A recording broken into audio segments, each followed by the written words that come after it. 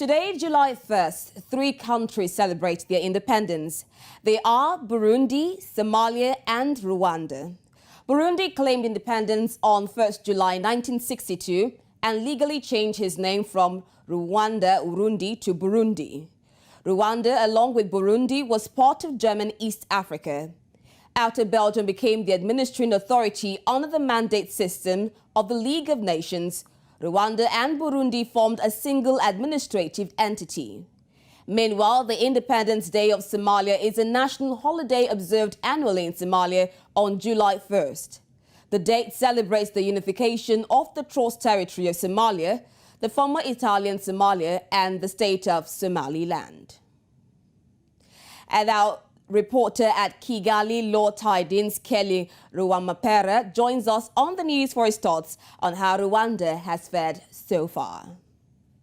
Thank you so much for joining us on the news at this time. Thank you so much for inviting Okay, me. Kelly, can you give us a run-through of what is going on in Rwanda at present? Will there be national celebrations today to mark the country's independence from Belgium? No, there are no celebrations, and there has not been such celebrations so far. For the last, I think, since I returned to this country, I've never seen so much celebrations. Well, they mention it, it may be a public holiday, but there are no celebrations for the independence. Okay, Kelly, can you expatiate on why there are no celebrations? I know reports talk about Rwanda's Liberation Day, which is on July 4th. Is this one of the reasons why there are no celebrations on July 1st? Yeah, actually, the Independence Day is received with mixed feelings because the group that ushered in independence, that fought for independence, did some wrong things to another group. For example, here we had two ethnic groups, the Hutus and the Tutsis. So when the Hutus got the independence, they carried out pogroms against the Tutsis and they ran out of the country. And so it isn't looked at as something that unified the country to a greater extent. So it's so much a disappointment to say.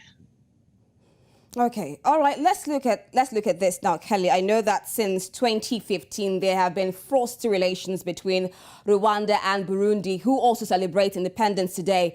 Now, with the visit of the Premier, that's the Prime Minister Eduardo Ngirente, to Burundi, will this mend the ice relations between the two countries? We hope so. We really hope so. It has strained a lot of things in the country, relations between families, businesses. We really hope so, but we are not so sure because there has been some meetings with the heads of state, but still things go on like that for the last 5 years, I think. So we really hope so, but we are not sure that it will crystallize into something that can change relations. I think so. Okay, Kelly, what's the major issue between Burundi and Rwanda? Why is there so much fraught relationship since 2015? In 2015, when the late President Pierre Nkurunziza had an attempted, there were allegations who were behind the coup d'etat, ran it to Rwanda, and so Rwanda looked like it looked like Rwanda did not feel sad about the coup d'etat. So since then, the relations have been strained so much, and that was the main cause. Okay. Now, in its 61-year history of independence in Rwanda, what's your assessment of how it has fared in the area of economy? Rwanda or Burundi? Rwanda.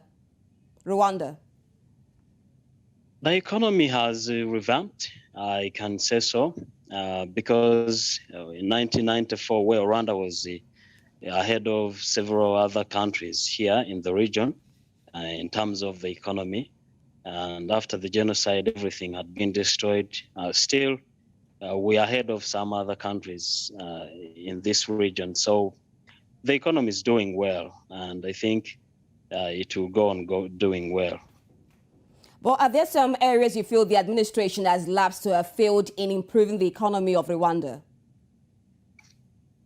Yeah, the private sector. The private sector is very, very thin. It's not so significant. We get most of the products we have here are imported from neighboring countries. Cooking oil from Egypt, such things. Even oranges from far away. There are few things we produce. So the private sector still has a problem.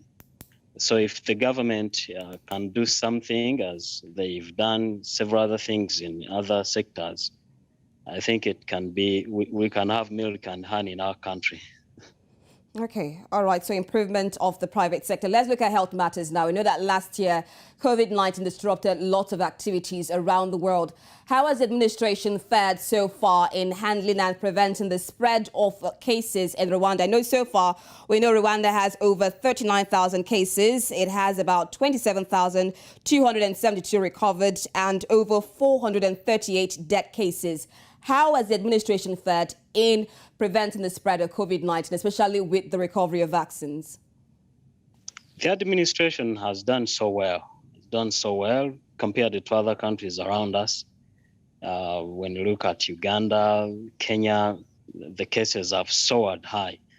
But here, cases have been lower. There are lockdowns in maybe in Kigali, then in a certain district, such that the pandemic cannot spread so quickly. So the administration has done something significant so well.